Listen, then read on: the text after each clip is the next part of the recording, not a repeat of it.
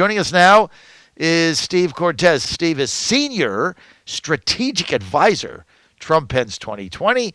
Like me, he was on CNN for a long time. I think he's still there once in a while. I see him pop up now when he again. CNN, though, gets rid of anybody who stands up and debates them and is articulate.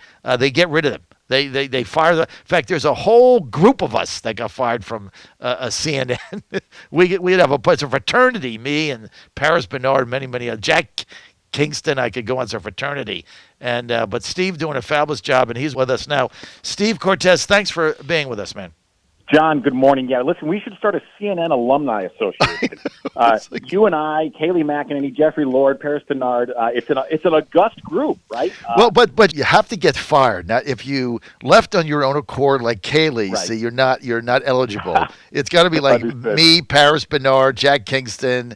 I think Jason Miller. we all got. By the way, Lord. Thank you for the kind introduction, and I do have a kind of fancy-sounding title here at the campaign. I'm Senior Advisor for Strategy, but the title I asked for, and they told me it was already taken, was I said, can I be Campaign Godzilla of Truth? And they said, somebody's already got that title. That's me. He's on the air every day. Senior Advisor for Strategy. Look, I'm so happy you've joined the campaign because we need you with strategy every day. But I want to turn to the economics of this campaign and the economy coming back. And, you know, our theory was this whole Atlantic story, Steve, that got placed in there was false. Trump never said that.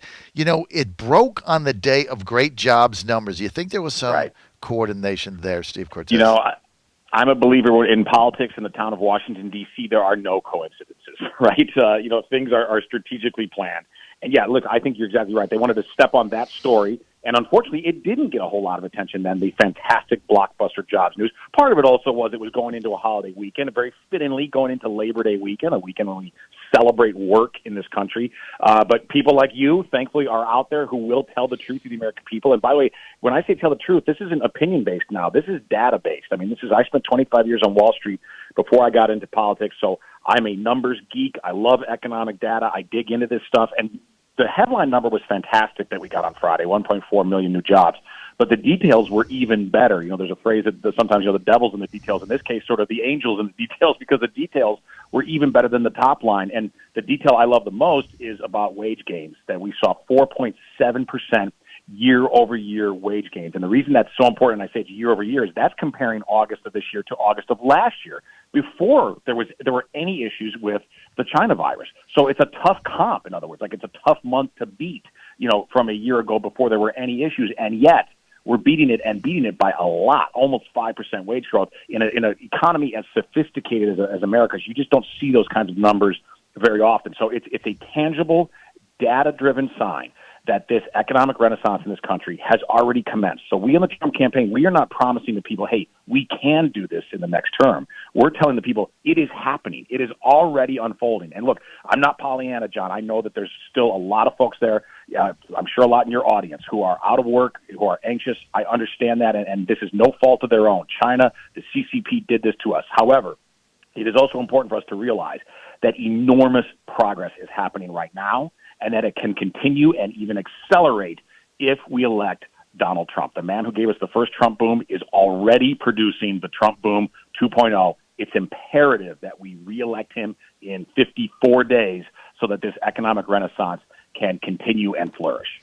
You know, when you talk about economic renaissance and economic nationalism in the United States and job growth, one thing that nobody's talked about, and I want you to touch on this, Steve Cortes, is during the pandemic, as jobs are coming back, wage growth is up 4% from where it was before the pandemic. How's it even possible?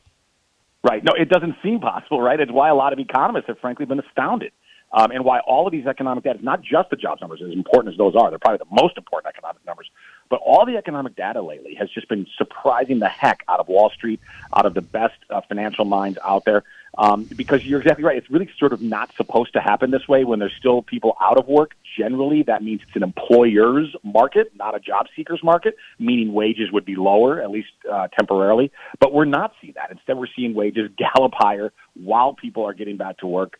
It's really what I think Donald Trump has proven is that there doesn't have to be a trade-off between growing the economy overall and growing corporate profits and growing wages. In other words, there's this, I think, unfortunately, before Trump, there was sort of this bipartisan view of you either reward capital or you reward labor. Mm-hmm. And in the case, by the way, of the Obama-Biden years, they rewarded capital. In other words, the owners of assets did great, right? If you owned a lot of stocks in real estate, the Obama-Biden years were salad days for you. For wage earners, which is the vast majority of us in America, for wage-earning people who don't own significant assets outside of, say, their home, it was a slog. It was a very, very tough time.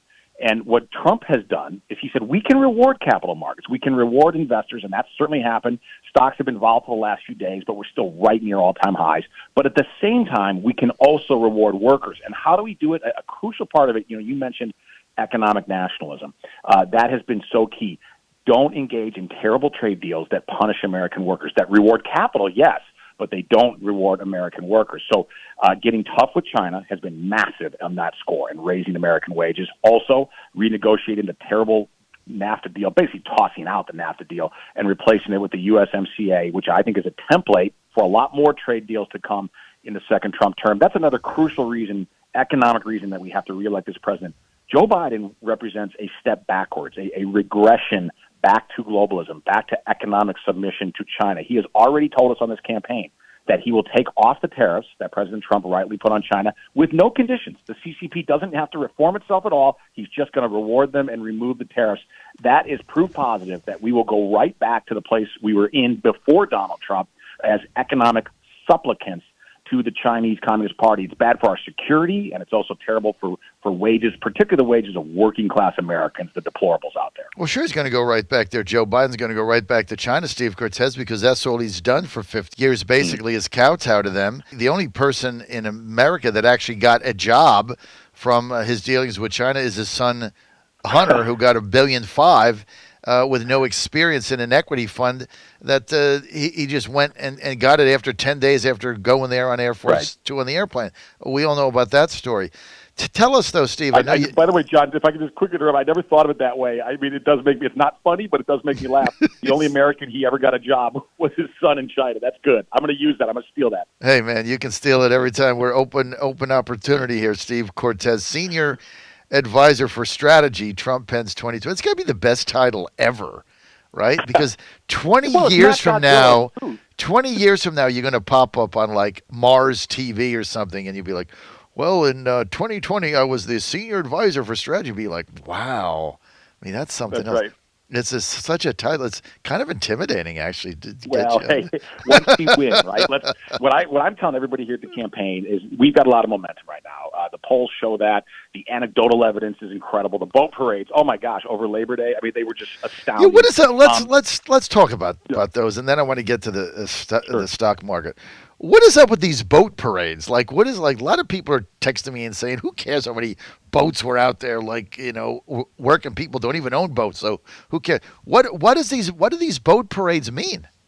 Yeah, no, listen, I do think they mean something. And by the way, I wouldn't make a big deal about the boat parades if it weren't also backed by the polling data, though, in terms of enthusiasm. So because it's also backed with stats, with data that tell us how much more enthusiastic our voters are than Biden voters, because of that, because I think it's a verification of what we see in the data, I do think the boat parades mean something. And by the way, these aren't all yachts. I've seen some of these boat parades. There's some humble fishing boats, some humble, little craft out there that are also flying their Trump flag, taking part in these. But I think what's important about them, a couple things. Number one is they're organic. I mean, we at the campaign, we don't organize. Okay, these they're organic, right? All over the country. People get on Facebook, they organize, and they get hundreds and thousands of boats. We even had one here in Washington, D.C.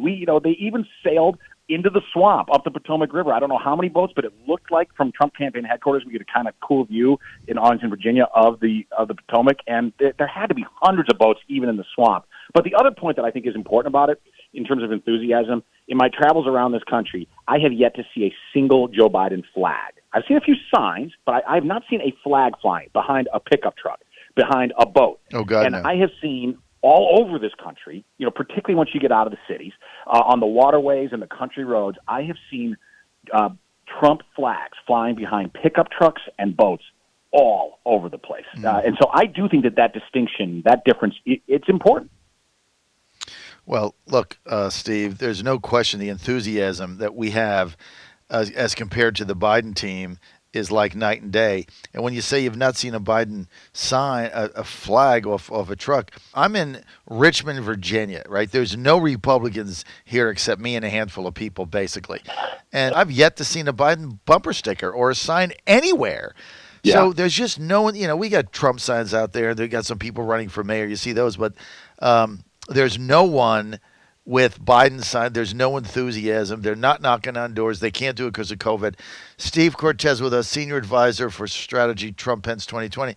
Steve, you spent a quarter century on Wall Street. Tell us about the stock market right now. It's been a little skittish over the last several days. What is the markets reacting to? Yeah. No, and listen, there's been some volatility. I think it's also important to put it in context. While it has been volatile, just last week on the S&P 500, we hit new all-time highs. So right.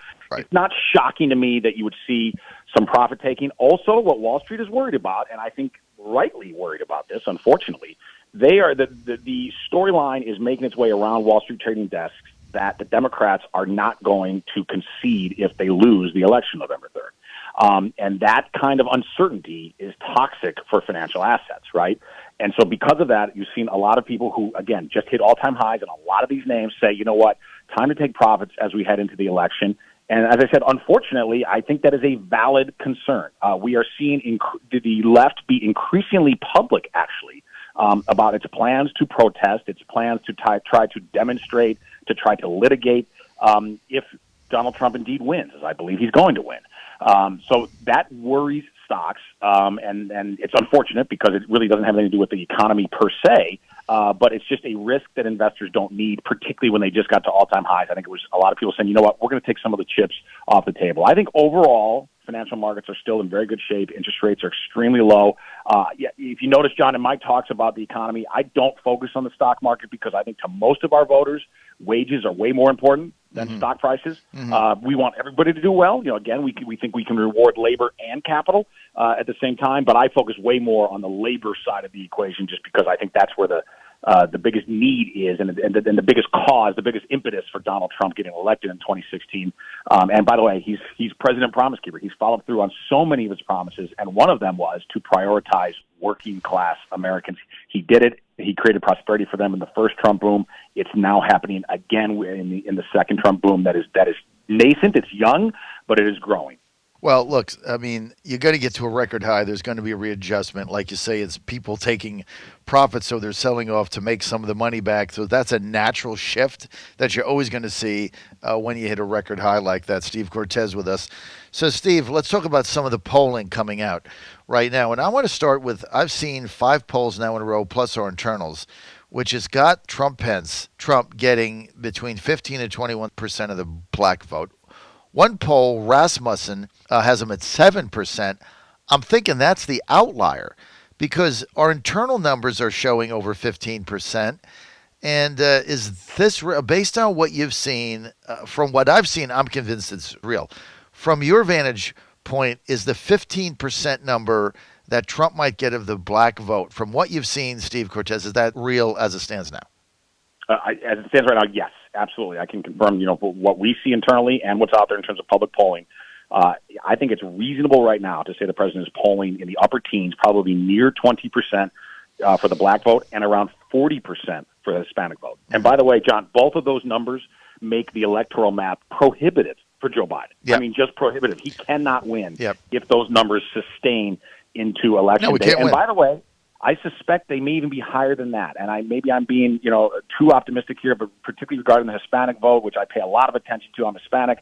I think we can win the Hispanic vote. I really do. We are winning by polling. We are winning the Hispanic male vote right now. In the state of Florida, we are winning the overall Hispanic vote in the state of Florida. Florida Hispanics tend to be more conservative, though, than national ones because of the Cuban community. But regardless, my point here is we're doing so well among Hispanics. And I also believe, though, the reason I believe we're doing even better than the polling suggests is I think it's reasonable to suspect and to project that there's a certain reluctance out there among a lot of Americans because of the unfortunate cancel culture in our society that's so pervasive, but particularly among minorities. Do a lot of people who are black and Hispanic, are they dying to tell a complete stranger, yes, I'm voting for President Trump? Probably not. So right. I think, we can't ever act like we have, a reluctant Trump voter out there. I think we should always act and hustle and grind like we're behind. But my honest take is there's probably, I think you can probably add several percentage points at least to a lot of these polls, particularly the ones for minorities. We're working really, really hard for those votes. We want to earn those votes. The Democrats have taken black and brown Americans for granted for decades, have made them lofty promises at election time and then ignored them the rest of the time when it comes to actually governing. President Trump has been the exact opposite. He's not always delicate with his rhetoric, but he's fantastic on his policy and his deliverables. And because of that, I think we're going to earn historic minority vote, which, by the way, John, will make liberal heads just explode. Well, I think you're going to get 41% of the Hispanic vote. You're at 40 right now. It's definitely underreported. I mean, you could win. I mean, that would be shocking, but it's there. But it's the African American vote that is just it's a stunning number. And if that holds, if anywhere near that holds with the two numbers that you just talked about, there is absolutely no pathway. See, then they can't even steal it, which gets me to stealing it. Now, what is our plan for, right now I'm told that there's up to already 50 million mail-in ballots. Most of these are legitimate, so I don't want to get people scared that people are just, mailing in fraudulent ballots. Most of these came from absentee ballots, since, you have the New Jerseys and the Californias that mail them out in bulk mail. But the majority of these got to people in a legitimate way. They're mailing them back. What is our precaution? Because everybody's nightmare is we're sitting there at midnight on November 3rd, Steve Cortes, and we're winning everything. And we have 400 electoral votes, and it's a landslide on Election Day and with the mail-in ballots that have been counted, right? Because some of those get counted on Election Day. And then every day, drip, drip, drip, states start going down, the majorities go down, and then one day, all of a sudden it pops up, Biden won Wisconsin. The Democratic Secretary of State certifies it in 5 minutes. We're done. What is in place to combat that, Steve? Right. And, first let me just quickly say to your first point that there's going to be a record mail-in vote that's legitimate this year. And we know that because of the COVID situation. And we're fine with that on Team Trump. We want people, if you can't go to the polls or don't want to for health reasons, you absolutely should do absentee voting. We believe in absentee voting. There's a tradition of it. It is generally totally legitimate and clean in this country. What we have always been against is universal vote by mail, where the state is just blanketed with live ballots. That's nonsense and invites fraud. But to answer your question specifically about Election Day, two things. Number one is, my hope, if we can motivate people, is to the point you made earlier. Let's win so big that they can't steal it. Okay, right? Exactly. Super helpful. Exactly. Let's win states that we didn't win last time. Right. Okay, let's win Nevada, New Mexico, New Hampshire, Colorado. I think all of those are possible. So that's the number one, is just win big, right? Because it precludes then their attacks and their treachery. But we also have to plan for the treachery. And here's what we are doing at the campaign.